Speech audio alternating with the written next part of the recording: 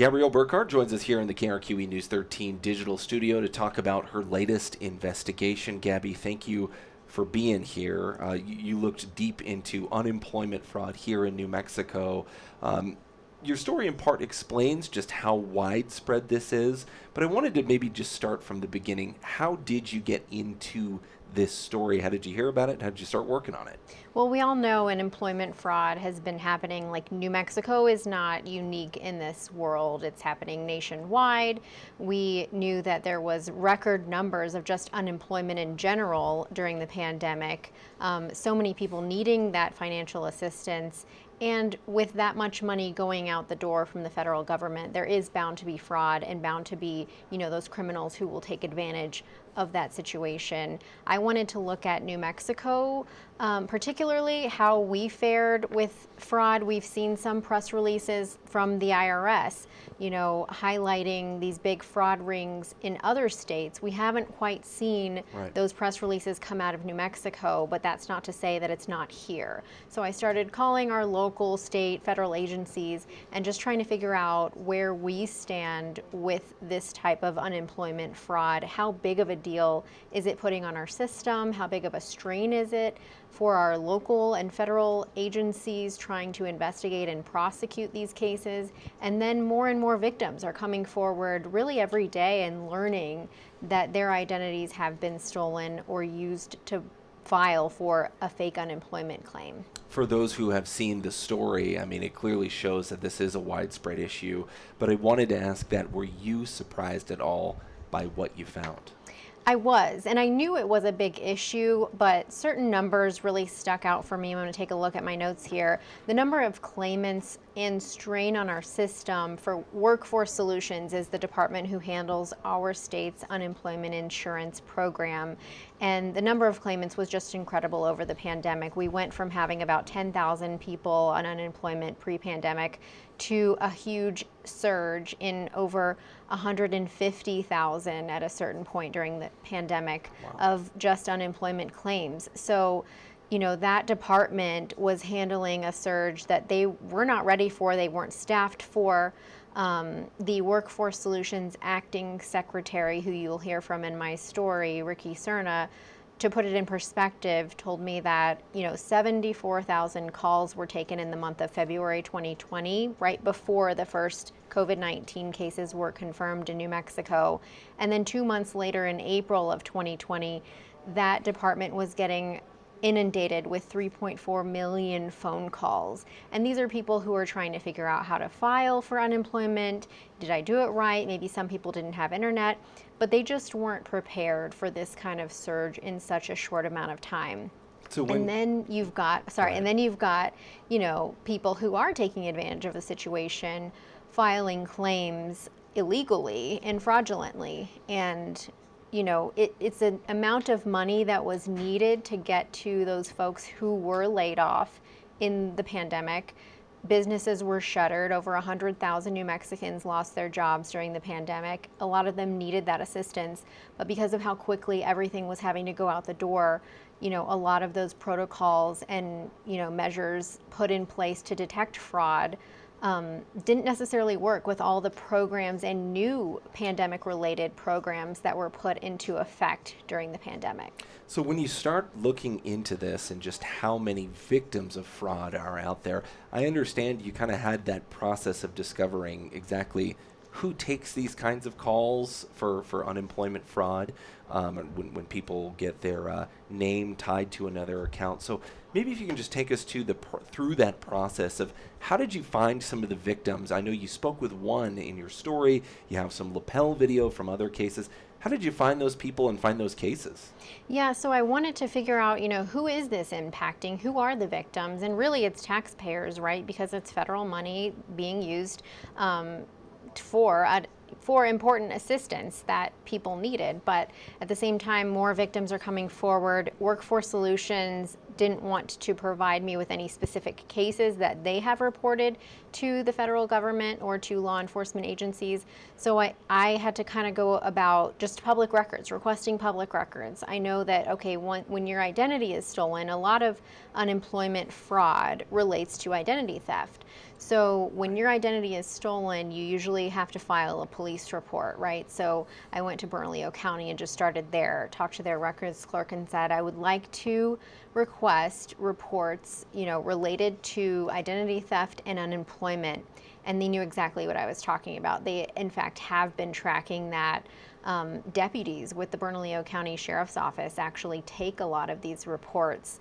So I requested lapel video from, as we know, Bernalillo County Sheriff's deputies now wear lapel videos. So I was able to find victims going that route. And I've talked to a lot more than just Mark Maydew, who you'll hear from in my story, agreed to give us an interview. A lot of the folks I spoke with through just contacting them through public records and police reports said, I just want this behind me. It's been a headache to deal with. I don't know how, somebody got my information, which is another thing we can get into. But right. A lot of these victims don't know how their identity was compromised.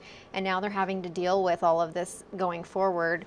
A criminal basically having their social security number, sometimes their address, their personal information, and using it to obtain fraudulent funds. So this is a lot of times for the victims here, the first sort of notice that they ever get that they've been a victim of identity theft. Maybe their identity's been exposed for a while, but nobody's sort of latched onto it. But here in this case, because of the volume, it sounds like, of how many people were in that unemployment portal when the pandemic hit, this was a lot of the sort of the exposure event for people where they realized, oh, I've been compromised, so to speak. So along those lines, I wanted to ask you, what are those first indicators that people get when perhaps they've been roped up in this kind of sort of being taken advantage of, being a victim here of unemployment fraud? What were some of those first indicators that folks who maybe you talked to got? Yeah, so I think you have a visual we can show here. The unemployment card from Workforce Solutions, it's a debit card actually, that is legitimate, issued from the state. So if you have like unemployment funds owed to you, sometimes the state will send you a debit card or an EPI card. And some folks are getting these in the mail saying, I didn't apply for any assistance. Why am I getting this debit card? And you should call. You should call Workforce Solutions, let them know, I don't know why I'm receiving this debit card. And then that will give them a red flag. Hey, we need to put a lock on this account. It's probably a fraud. So that's one indication. People from their mail shouldn't ignore legitimate mail from Workforce Solutions, because Workforce Solutions, as far as that department knows, they think that this is going to somebody rightfully. Right. So there's another form that I think you have a picture of too. It's a Form 1099 from the IRS. And this is another way somebody could be tipped off that their identity was compromised, because the IRS will send you a 1099-G form and say, hey, you collected this much money in unemployment, and if you did not apply for unemployment and did not receive assistance, and you're getting this form, that should be a red flag for you, and you should notify the IRS, because you don't want to have to deal with all of those, somebody potentially filing a fake tax return under your name. That's a whole other issue. Right, so people will get those forms that we just had on screen there, those 1099s, around tax time, it sounds like. Is that right?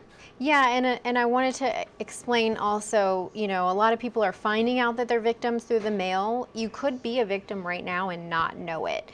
And a lot of the ways, I was asking some of the investigators, I interviewed, a special agent with the Secret Service Task Force, the Internal Revenue Service. We hear from local deputies and the Department of Workforce Solutions. So it really is a collaborative effort between local, state, and federal partners to try to tackle this identity theft related unemployment fraud. And so how does your identity get compromised? A lot of people don't know, but it could be through like a credit card swipe. It could be, a lot of it is what the IRS told me, are phishing schemes. You know, you hear warnings all the time, don't click links where you don't know the source, or if you get an email that you're not familiar with. This is a lot of ways how criminals are getting people's personal information is through online phishing scams. Okay. And so it's really hard to pinpoint the exact moment that your identity was compromised, but this is one thing that the IRS agent in my story warned people of. If you could just don't click the link, don't take the bait. Right. That's often how people will get your information and then sell it on the dark web. And a criminal looking for a name, really, to file a fake unemployment claim is looking for somebody who's usually a high wage earner. So there's actually a lot of healthcare workers who were targeted for unemployment fraud. Right. And they want somebody who they can file a fake report, get even just a couple of payments out issued to them before that account is shut down, and then they move on to the next person and the next person, and they just try names and social security numbers until something sticks.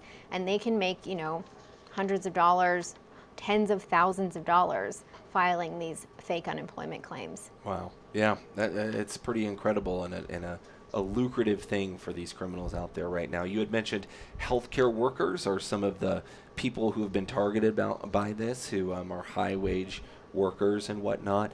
Mark Maydew is somebody who works in the healthcare business, somebody who we interviewed here in your story.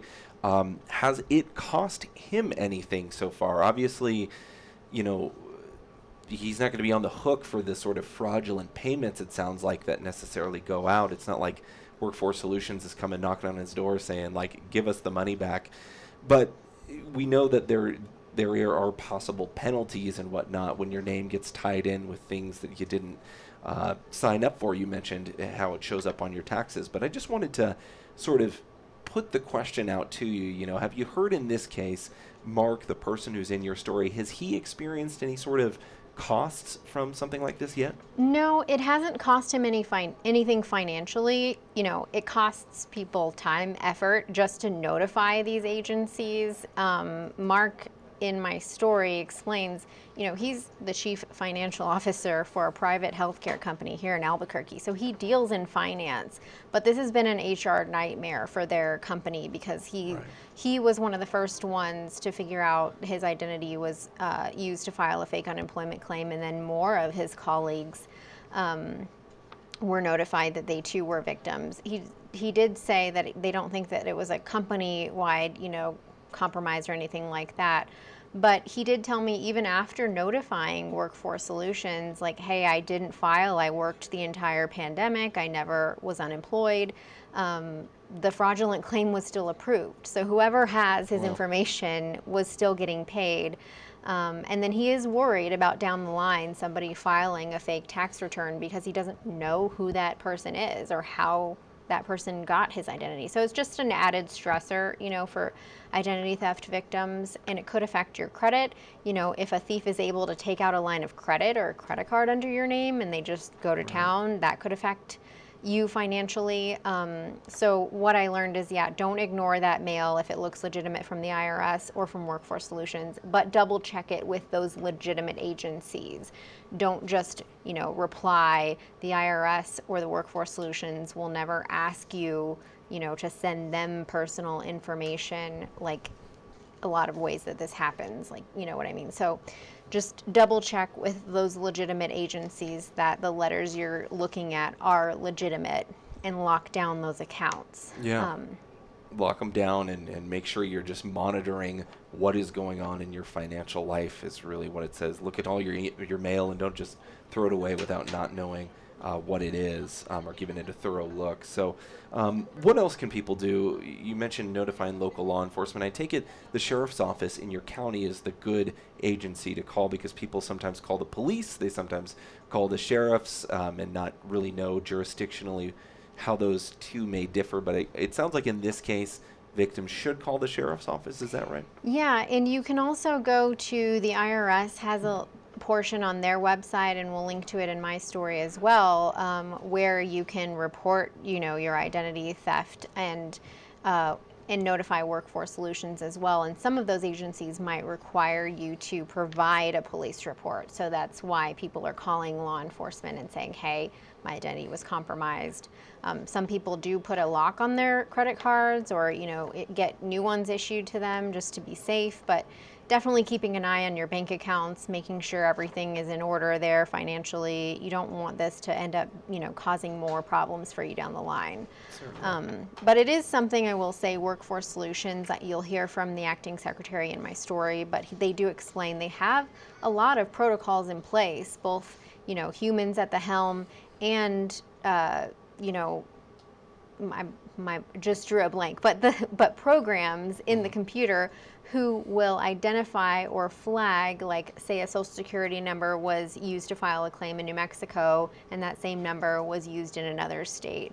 Those accounts could get flagged automatically and shut down. So there are protocols in place, and in fact even more strict than they were pre-pandemic, now that they're realizing what a massive issue this is. But just in general, I would say identity theft in general has become such a bigger problem in the age of technology that we're in right now. Yeah.